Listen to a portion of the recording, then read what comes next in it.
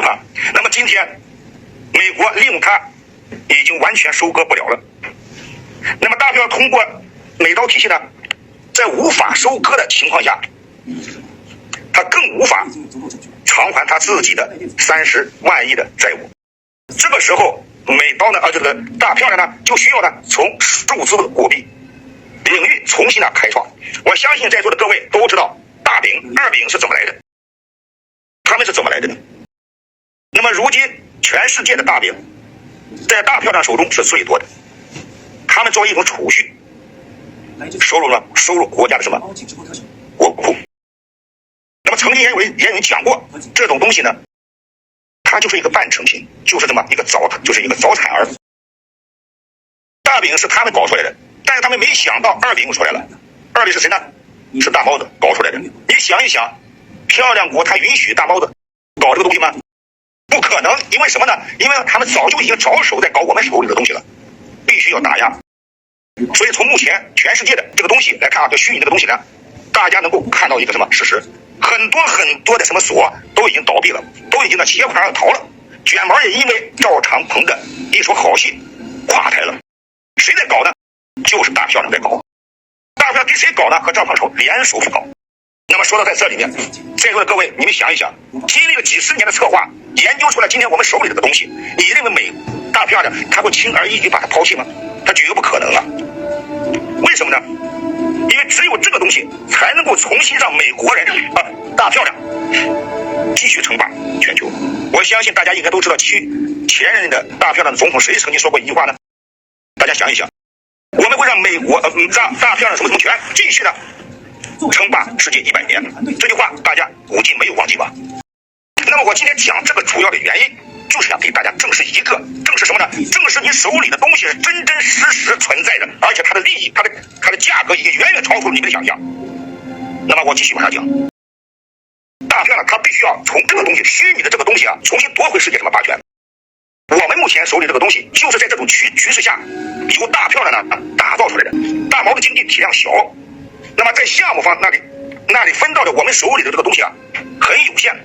大毛的人口也少，民间就像我们这种人这种的也不多在我们手里这个东西叫体系里面，大毛不占优势一点优势都不占。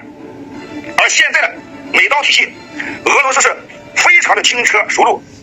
什么叫轻车熟路？因为它研究的非常透彻，因此呢，大毛不会积极的去布局我们手里这个东西。这个时候呢，大漂亮就会不惜一切代价拱火什么大毛与阿毛的战争，这就是这场战争真正的原因。他的目的就是用战争的手段逼迫大毛放弃美元体系。大家一定要听好了，每一句话都针对我们的手里的这个东西事实证明呢，漂亮国它的确成功了，达到了自己的目的。漂亮呢可以从项目方那里得到多少呢？大家猜一猜。得到我们手里这个东西是60亿个，已经开始了。实际上我早就给大家讲，他们会分的，会合理的他们会从项目那里分到60亿个那么我下面讲的大家一定要注意了，一定要听好了。大漂亮财团利用廉价的美元在全球收割我们手里的东西。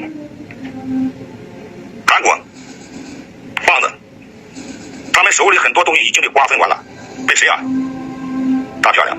大家都可以从短视频当中就看到，棒子国早就已经开始线下做什么呢？就我们手里的东西去购买各种各样的东西，而且价格非常的低廉。是谁在运作呢？大漂亮，他们一直在运作，而且到今天开始已经早就布局在我们国家了。我们会在快手当中不时的看到某些短视频以高价什么什么来干什么？要你手里的东西。我相信很多朋友都已经看到了吧，非常清楚了吧。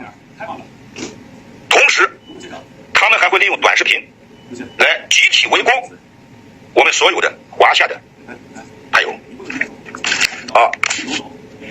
那么也就是讲，大漂亮财团会利用他们廉价不值钱的美金美刀在全世界去收割140亿个我们手里的东西。大家想一想，现在很多朋友手里面的确是叫粮尽胆绝了。那么他们拿这些不值钱的纸东西去收割你手里的东西，我认为问题不大，因为现在很多人已经立场不分明了，他不知道手里这个东西究竟会给他带来什么，究竟能不能像我们所说的那样价值连城。但是我今天给大家肯定一点，它不仅仅价值连城，而且你是根本无法想象到它究竟有多高，它的价值有多大啊！所以说大片早就已经开始布局了，他的镰刀早就已经霍霍的砍在我们身上了，还有人傻傻的不知道啊，这个东西是真的还是假的？能不能像你们说的那样，人家都已经开始收割了，马上就结束了，你还在这傻？所以呢，现阶段可以这么讲，现阶段全球的我们这些友啊，都还没有认识到这个东西的真正价值。你想一想，大家都没有认识到它的价值，你最终的结果是什么？就是那个韭菜啊，连根把你薅起来啊！你看是不是很多人都已经把手机卖掉了？你这不是在扯吗？你把手机都卖了，整个东西都卖给别人了，咱也不知道你究竟怎么想的，所以都没有认识到它的价值的存在，让别人呢捷足先登了，都给你割掉了。所以大片最终的这个东西啊，他不自己预测了吗？可能会达到200亿美左右。大家想一想，这样的体量，它是不是足以撑起美元的大片的再次霸权呢？他是这么想的，他早就这么做了。所以说我们啊可以就是说咱们华夏在那个地方能够拿到多少呢？30亿美，30亿啊，加上我们华夏的和那个有啊2000多万，接近2000多万，甚至不到。那么也就是说，我们华夏的这些友人占全球一半，接近一半啊。保守估计呢，会有2000亿、200亿美左右。大家想想，咱手里这个东西究竟它的价值何在啊？才200亿美啊，就是加上我们自己的，想一想天朝才多少啊，寥寥无几啊。你想一想它的价值何在呢？你想一想，这些东西都是由于我们自己动手搞出来的，咱不说那个字，大家应该能理解。也就是说，我们华夏最终能保证它的量应该是多少呢？至少在230亿美左右，才能够完胜大漂亮。那么这一点，大漂亮早就知道了，他们不断的渗入华夏，在干什么呢？不断的在收割。大家看一看最近的一些动向啊，看一看最近的一些动向，口罩的动向，全国各地出现了一种怪异的现象。大家好好考虑考虑，这些怪异的现象，你联想起来会有什么结果呢？这个呢，咱不能多说，一旦多说了，我可能会说出很多的一些违禁词啊。好，下面一句话大家记住了，我讲了最可能是关键的一些东西啊。咱们民间的这些东西，天朝随时随地可以通过缴税兑换，从我们手中收回，放到什么库里面？大家明白了吗？这不是在骗你们，这是事实啊，已经马上就要开始了。不要再忽视自己手里这个东西了，它是你几代人将来的命运，全部掌握在你手里面了。所以他会随时随地找到你们。所以说，我们手里的这个东西，谁才是最大的受益者呢？